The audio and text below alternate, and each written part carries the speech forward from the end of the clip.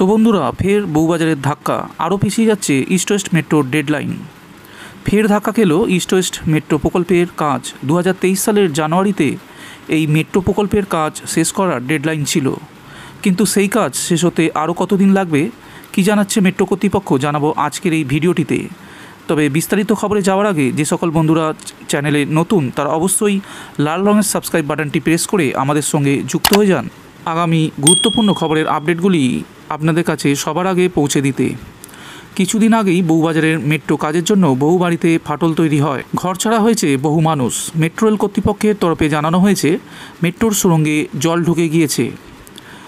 Metro রেলের managing director Chandranath ঝা বলেছেন, মেট্রোর সুড়ঙ্গের অবস্থা ভালো নয়, সেজন্য সবসময় পর্যবেক্ষণে রাখা দরকার। এর আগে 2019 সালে বউবাজারের দুর্গা পিতুরি লেনের বাড়িগুলিতে ফাটল দেখা গিয়েছিল। ইতিমধ্যে ইস্ট ওয়েস্ট মেট্রোয়ে সল্টলেক সেক্টর 5 থেকে ফুলবাগান পর্যন্ত পরিষেবা চালু হয়েছে। শিয়ালদহ মেট্রো স্টেশন তৈরির কাজ শেষ হয়ে গেলেও সেখান থেকে মেট্রো পরিষেবা শুরু হয়নি।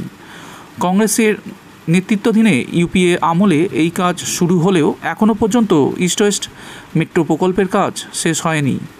কেন্দ্রীয় সরকারের শেষ বাজেটে বরাদ্দ অনুযায়ী এই মেট্রো প্রকল্পে বরাদ্দ হয়েছিল 1100 কোটি টাকা। আগের বছরের তুলনায় 200 কোটি টাকা বেশি বরাদ্দ করা হয়েছিল। টাকা বরাদ্দ করা হলেও এখনও কাজ শেষ হচ্ছে না। ঠিক কবে হাওড়া থেকে সল্টলেক পর্যন্ত এই মেট্রো পথ সাধারণ মানুষের জন্য খুলবে, সেটা এখন আলোচনার বিষয়।